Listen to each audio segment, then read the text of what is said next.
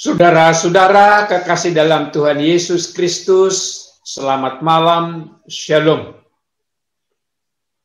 Puji Tuhan, kita masih bertemu pada malam hari ini untuk bersekutu membaca sebagian dari firman Tuhan. Sebelum pembacaan firman Tuhan, marilah kita berdoa. Terima kasih Tuhan atas kesempatan malam ini kami masih diberikan waktu untuk bersekutu membaca sebahagian dari firman-Mu. Pimpin kami Tuhan satu persatu, supaya kami boleh mendengarkan firman-Mu dan memahami untuk dapat menjadi pedoman hidup kami. Berikan hikmat kepada hamba-Mu dalam menyampaikan kebenaran dari firman-Mu. Dalam nama anak Yesus Kristus kami berdoa. Amin.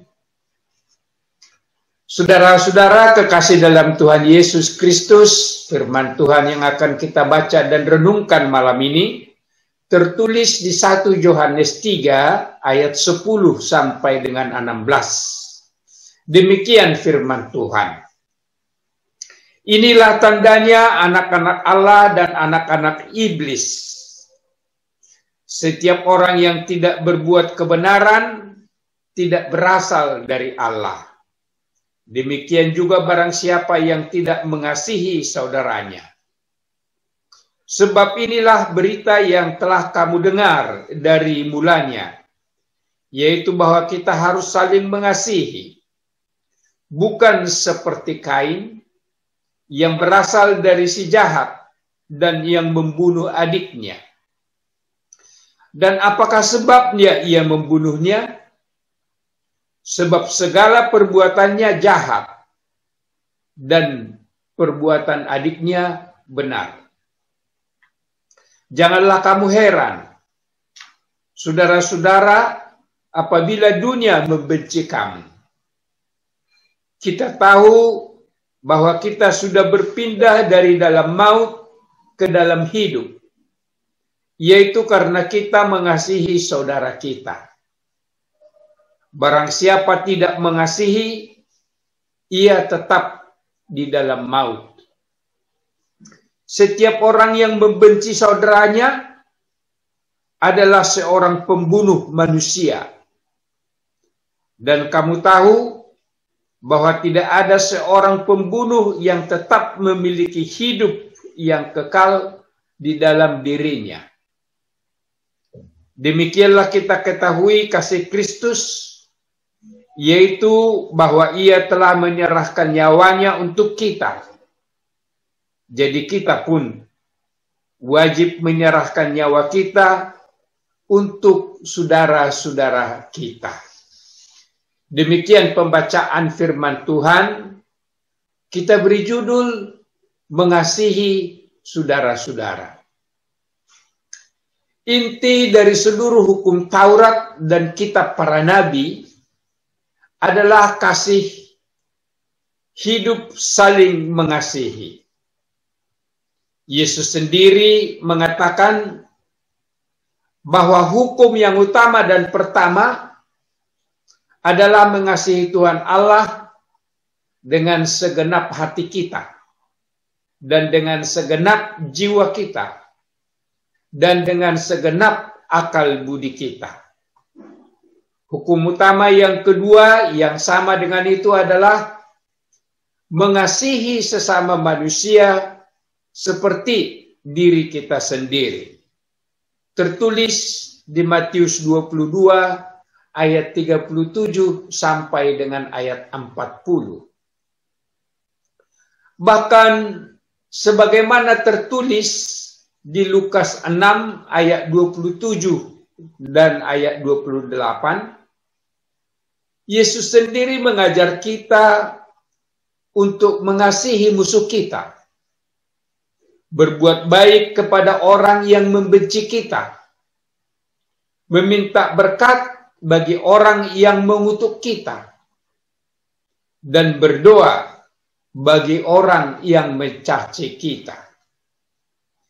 Kalau kita berbuat baik hanya kepada orang yang berbuat baik kepada kita, kita tidak ada bedanya dengan penjahat. Karena penjahat pun melakukan demikian.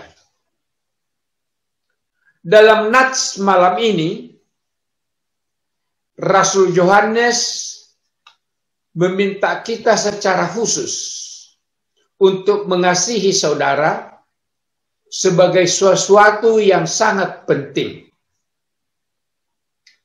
Mengasihi saudara disebut sebagai satu kebenaran, tanda hidup baru dan anak-anak Allah yang datang dari atas.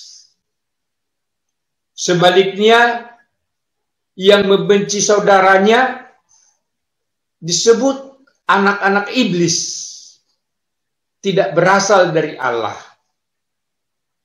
merupakan perbuatan jahat, sama dengan pembunuhan seperti yang dilakukan oleh Kain terhadap adiknya Abel. Bila kita tidak mengasihi saudara kita, berarti kita masih hidup dalam kegelapan dan tetap hidup masih di dalam maut. Tertulis di ayat 14. Mengasihi saudara adalah tanda hidup baru dan anak-anak Allah. Membenci saudara adalah anak-anak iblis dan sama dengan membunuh. Sejauh mana kita sekarang ini telah mempraktekkan hidup mengasihi saudara kita sendiri? Di satu pihak, sebagai bagian dari masyarakat Batak, kita patut bersyukur karena sifat saling mengasihi dan bertolong-tolongan sesama bersaudara di lingkungan keluarga telah dipraktekkan dengan sangat bagus dan telah mendorong kemajuan. Kebiasaan di lingkungan keluarga orang Batak, anak sulung dan anak yang lebih besar pada umumnya rela bekerja keras membantu orang tuanya supaya dapat menyekolahkan adik-adiknya. Kebiasaan baik seperti itu pada umumnya mendorong kemajuan di kalangan masyarakat Batak. Sikap saling mengasihi dan saling bertolong-tolongan seperti itu di lingkungan keluarga Batak masih terus berlanjut sampai sekarang ini dan patut kita syukuri. Saudara-saudara kekasih dalam Tuhan Yesus, di awal tahun 1950-an dan sampai 1960-an, hubungan kekeluargaan dan saling bertolong-tolongan di kalangan masyarakat Batak perantau terasa sangat intim dan bagus.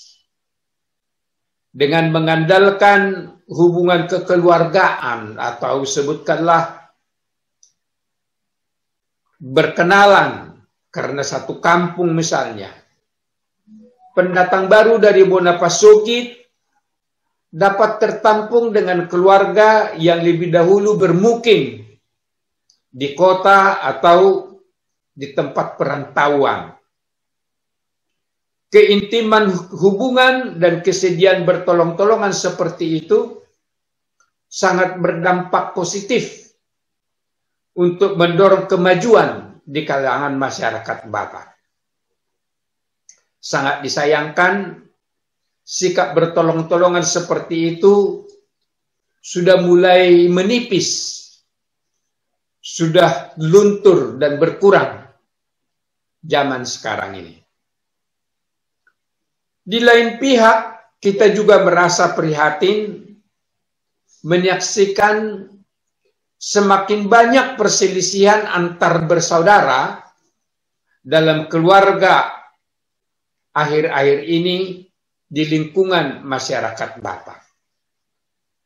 Perselisihan seperti itu biasanya timbul karena berebut harta warisan. Bahkan banyak mereka yang sampai ke pengadilan.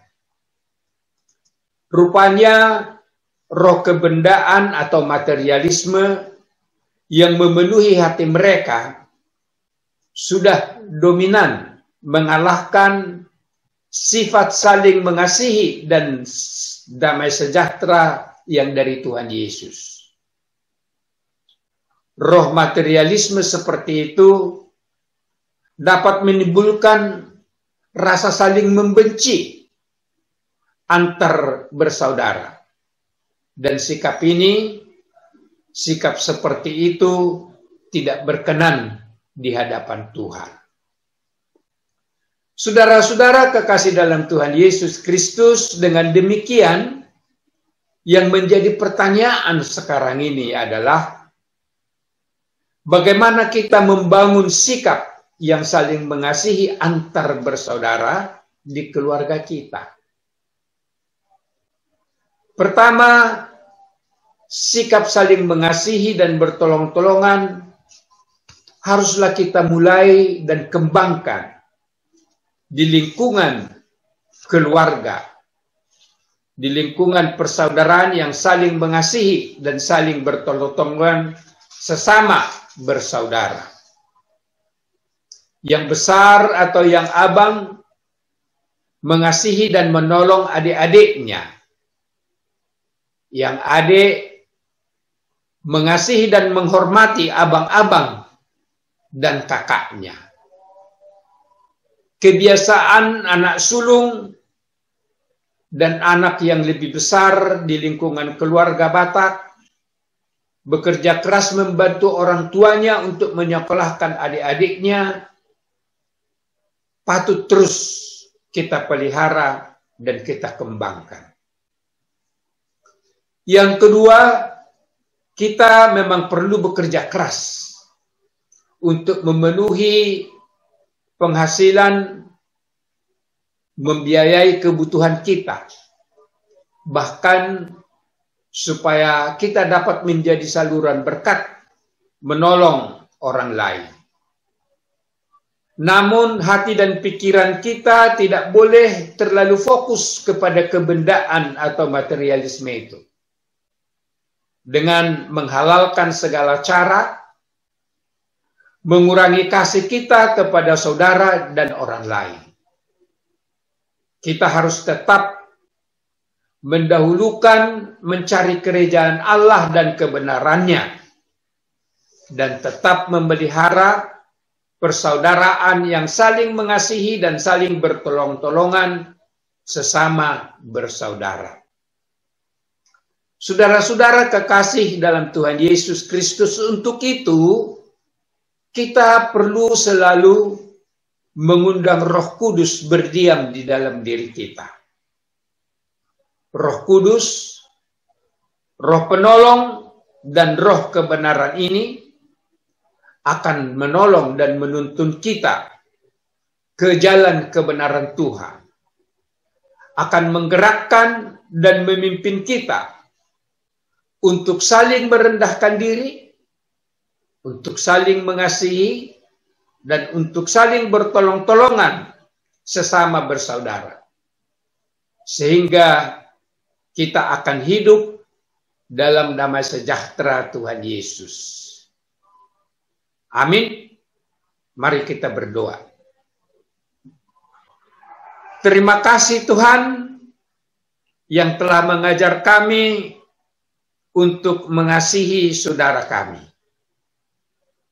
Biarlah Roh Kudus-Mu tinggal di dalam diri kami, supaya memimpin dan menuntun kami untuk saling merendahkan diri, saling bertolong-tolongan, dan saling mengasihi dengan sesama saudara kami. Supaya dengan demikian kami boleh hidup di dalam damai sejahtera. Di dalam nama Anak Yesus Kristus kami berdoa. Amin.